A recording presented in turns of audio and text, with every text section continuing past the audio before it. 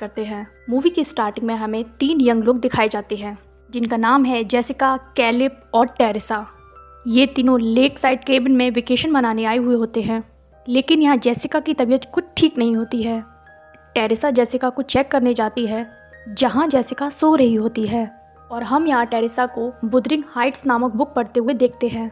मैं यहाँ आपको बता दूँ कि ये किताब एक्चुअल में एग्जिस्ट करती है, जिसे 1847 में एमिली ब्रॉन्टे ने लिखा था और इसे one of the greatest literature का नॉवल माना जाता है। हालांकि इस नॉवल को लेकर कंट्रोवर्सीज भी बहुत सारी है, इसके बारे में हम कभी और बात करेंगे। यहाँ जेसिका अचानक से उठ जाती है और अजीब सी वॉइस में किताब की लाइंस रिपीट करने लगती है। जब टेरेसा उसको चेक करने के लिए उसके करीब जाती है और अचानक ही जेसिका उसके सर के बाल नोच डालती है। टेरेसा भागते हुए बाहर जाती है जहाँ पे कैलिब घूम रहा होता है, पर जेसिका यहाँ बाहर आके ड्रोन से खुद को मारती है और पानी में कूद जाती है। कैलिब जेसिका को बचाने के लिए पानी में कूदता है, लेकिन पानी के अंदर जेसिका कैलिब का सर धड़ से अलग कर देती है और उसके सर को बाहर फेंक देती है और वो खुद पानी के ऊपर अजीब तरीके से खड़ी हो जाती है। टेरेसा ये सब देख के चिल्ला रही होती है और यहीं पर मूवी का इंट्रो टाइटल आता है और यहाँ से कहानी एक दिन पहले पर जाती है, जहाँ हम एक क्लब में बेथ नामक लेडी को देखते हैं जो कि अपना प्रेगनेंसी टेस्ट कर रही होती है। इनफैक्ट हम यहाँ जान पाते हैं कि वो प्रेग्नेंट थी। के बाद बेथ अपनी सिस्टर एली से मिलने के लिए जाती है, जहाँ हम एली के परिवार को देखते हैं। यहाँ एली के 3 बच्चे हैं, जिनमें 2 बेटी और 1 बेटा होता है। बेटे का नाम है डैनी, दूसरी बेटी का नाम है ब्रिजिट और यंगेस्ट लड़की का नाम है कैसी। ये 1-2 महीने ही पहले अपने पति से अलग हुई है और उसका पति चाइल्ड सपोर्ट के नाम पर बस कुछ पैसे ही भेजता है। खैर हम यहाँ जान पाते हैं कि बेथ भी अपने म्यूजिक करियर को लेकर ज़्यादातर बाहर ही रहती है और इन दोनों बहनों के बीच थोड़ी दरार आ गई है। तो घर पे दोनों बहनों में बातचीत हो रही होती है, तभी एक अर्थक्वेक आ जाता है और इस अर्थक्वेक से इनकी बिल्डिंग की हालत बहुत ही बुरी हो जाती है। इनकी बिल्डिंग पहले से ही बहुत बुरी हालत में होती है। अर्थक्वेक के समय तीनों बच्चे बाहर से पिज्ज़ा लेकर लौट रहे होते हैं और पार्किंग एरिया में इन्हें एक बड़ा सा होल दिखता है। और जब डैनी उस होल के अंदर जाता है तब हमें पता चलता है कि इस एरिया में पहले उस जगह पर एक बैंक हुआ करता था, जिसके लॉकर नीचे बने हुए होते हैं। जब डैनी छानबीन करने लगता है तो उसे कुछ फाइल्स वगैरह मिलते हैं और तभी अचानक उसे एक किताब मिलता है। उसी के साथ एक रिकॉर्ड करी हुई सीडी भी मिलती है और उसे यहाँ एक पुराना फोटो भी दिखता है, जिसमें हम 3 फादर को देख पाते हैं और वहाँ पर एक अजीब कॉइन भी होता है, कई सारे क्रॉस, बेसिकली वहाँ पे कई सारे रिलीजियस चीज़ें होती हैं। डैनी उस बुक को अपने साथ ले आता है, तभी ब्रिजिट उसे ये सब करने से मना कर रही होती है। घर पे आकर डैनी उस किताब को खोलने की कोशिश करता है और जिसके ऊपर एक अजीब से दांत थे और इन्हीं दांतों से डैनी के हाथ में कट लगता है और वो खून उस बुक पे गिर जाता है और उस खून को वो किताब सोख लेता है और इसके बाद ये किताब अपने आप खुल जाता है और इस बुक के अंदर भयानक पिक्चर्स बने हुए थे जो कि डिमोनिक पिक्चर्स थे। ब्रिजिट अभी भी डैनी को ये सब करने से मना कर रही थी पर डैनी उसकी एक भी नहीं सुनता है। डैनी उस रिकॉर्ड प्लेयर को अपने रिकॉर्ड प्लेयर में चलाता है। रिकॉर्ड को सुनकर हम जान पाते हैं कि ये बुक ऑफ द डेड है। ये किताब इंसानी मांस से बनी है और इसकी इंक इंसानों के खून से बनी है। इस किताब पर कुछ प्रीस्ट वगैरह रिसर्च कर रहे थे और इसके लिए उन्हें चर्च से निकाल दिया गया था। प्रीस्ट इस किताब में कह रहे थे जो इस किताब में रिचुअल्स और कैंटेंटेशन हैं वो इस दुनिया के हैं ही नहीं। और अचानक से वो रिकॉर्ड प्रीस्ट के चैंटिंग को प्ले करने लगता है जो कि इसी बुक से होते हैं और हम यहाँ देख पाते हैं कि किताब के पन्ने अपने आप ही पलटना शुरू हो जाते हैं। इसकी वजह से एक डिमोनिक एंटिटी आज़ाद हो जाती है, पर हमें यहाँ ऐसा दिखाया नहीं जाता है, पर हमें मूवी देखने से समझ में आता है कि कोई एंटिटी रिलीज़ हो गई है उस बुक से और वो एंटिटी अपने घोस्ट को खोजने लग गई थी। एली लिफ्ट से नीचे जा रही होती है, तभी ये एंटिटी उसको पजेस कर लेती है। लिफ्ट के केबल्स उसको एली को बांध लेते हैं और उसको लटका देते हैं। ये देखने के बाद क्लियर था कि एली पूरी तरीके से पजेस्ड हो चुकी है। वो एली अजीब तरीके से चलते हुए घर में आती है।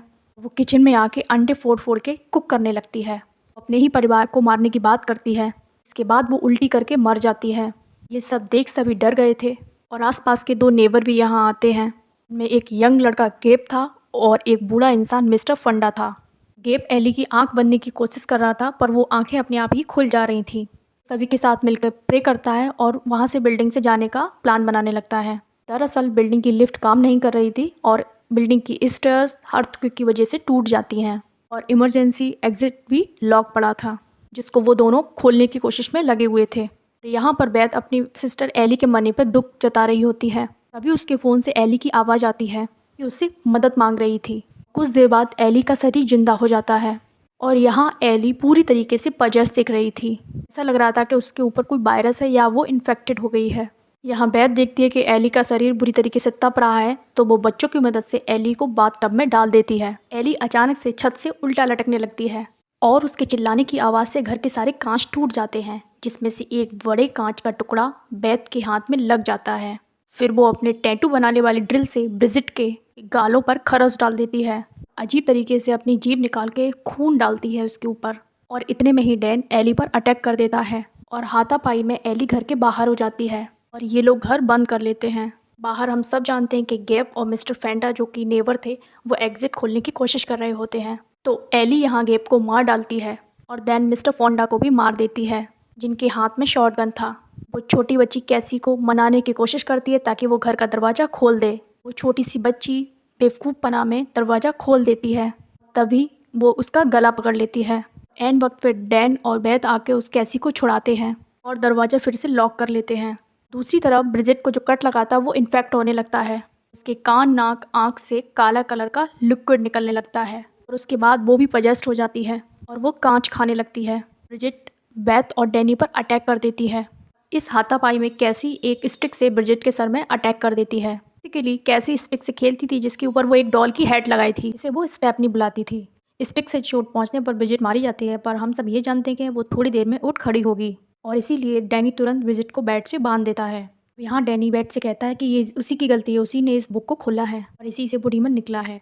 बेटी जब इस बुक को चेक करती है, जब वो रिकॉर्ड को सुनना शुरू करती है, वो इसलिए कि वो इस डीमन को किसी भी तरीके से रोक सके। यहाँ पर एली घर के बाहर होती है और घर में घुसने की सारी कोशिशें कर रही होती है, तभी वो दरवाजे की होल से एली अंदर आ जाती है। वहीं ब्रिजिट वापस जाग जाती है और वो अपने बंधन से आज़ाद होकर डैनी को स्टेप कर देती है। वो डैनी के ऊपर खून की उल्टी करती है और यहाँ पर डैनी स्प्रे फायर की मदद से उसको जला देता है और वो पूरी तरीके से इंजर्ड हो चुका है और मोस्टली वो बचेगा नहीं। एली घर के भीतर आ चुकी होती है और वो बेथ पे अटैक कर देती है, जो फिलहाल रिकॉर्ड सुन रही होती है। एली के अंदर का डीमन समझ जाता है कि बेथ प्रेग्नेंट है और एली उसके पेट को नोचने की कोशिश करती है, ये कहते हुए कि आज वो 2 सोल्स को एक साथ खाएगी। इधर कैसी बेथ को एक सीजर पास करती है और बेथ उसकी नाक में एक सीजर घुसेड़ देती है। इससे एली थोड़ी देर के लिए रुकती है और हमें यहाँ पता चलता है कि इन पजस लोगों के सर में अटैक करने से वो थोड़ी देर के लिए रुक जाते हैं और बेथ कैसी को लेकर बिल्डिंग से बाहर भागने की कोशिश करती है। ना तो लिफ्ट काम कर रहा था और सीढ़ियाँ टूट चुकी थी और इमरजेंसी एग्जिट तो पहले से ही बंद था। वो मिस्टर फोंडा का पड़ा हुआ शॉटगन लेती है, तभी वहाँ पर एली आ जाती है। बेथ एली को शूट करती है, जिससे उसके हाथ पैर कट जाते हैं, लेकिन अब तक बाकी मरे हुए लोग भी पजेस्ट होकर उठ खड़े होते हैं। वो एली के पेट को नोच कर उसके अंदर मर्ज होने लगते हैं। ये सारे पजेस्ट लोग एक चैंटिंग कर रहे थे और ऐसे में बेथ कैसी के साथ लिफ्ट में जाती है, जो कि अपने आप ही ऑन हो जाता है और तभी लिफ्ट में खून भरने लगता है और जब तक लिफ्ट नीचे जाता हम उसके अंदर से खून की बौछार निकलते हुए देखते हैं। उसी के साथ बेथ और कैसी भी बाहर गिरते हैं आकर। अब यहाँ वो बाहर कार से जाने की कोशिश करते हैं, पर कार स्टार्ट ही नहीं होती है। अभी हम एली को देखते हैं, जिसके शरीर में बाकी सारे लोग भी आ चुके होते हैं और मिलकर ये सभी एक स्पाइडर डीमन की तरह दिख रहे थे। बेथ यहाँ बार्किंग का दरवाज़ा ओपन करके क्लोज करती है। ये डीमन दरवाज़ा बंद होने से पहले कैसी को अपने पास खींच लेती है और कैसी को बचाने के लिए बेथ को वापस अंदर आना पड़ता है और इससे पहले डीमन कैसी को मार पाता, बेथ शॉटगन से उस डीमन के ऊपर हमला कर देती है। यहाँ डीमन और बेथ के बीच हाथापाई होती है और अंत में बेथ एक कटर से उस एली को काट डालती है और उस श्रेडर के अंदर ढकेल देती है, जिससे उसका पूरा शरीर ही टुकड़ों में कट जाता है। एली का सिर्फ मुंडी ही बचता है, जो कि अभी भी उल्टा सीधा बोल रहा था। थोड़ी देर बाद बेथ इस मुंडी को भी श्रेडर में ढकेल देती है। उसके बाद बेथ और कैसी भी यहाँ से निकल लेते हैं। अब अगले दिन हम जेसिका को देखते हैं, वही जेसिका जिसको हमने फिल्म की स्टार्टिंग में देखा था। जेसिका ऐसी ही बिल्डिंग में किसी और फ्लोर पर रहती थी। वो अपनी कार में आती ताकि वो वेकेशन के लिए टेरेसा के साथ जा सके। हाँ, वो टेरेसा के साथ वीडियो कॉल पे थी, उसको पिक करने जाने ही वाली थी। अभी उसे पार्किंग लॉट में खून वगैरह दिखता है और वो काफ़ी घबराने लगती है। यहाँ हम समझ पाते हैं कि भले ही एली मारी गई हो, पर वो डेमोनिक एंटिटी अभी भी आज़ाद है।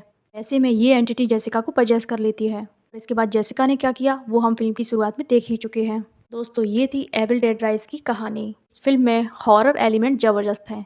तो कमेंट बॉक्स में आप हमें ये ज़रूर बताइएगा कि आपको मूवी कैसी लगी और कमेंट ज़रूर कीजिएगा और चैनल को सब्सक्राइब करना ना भूलिएगा। धन्यवाद।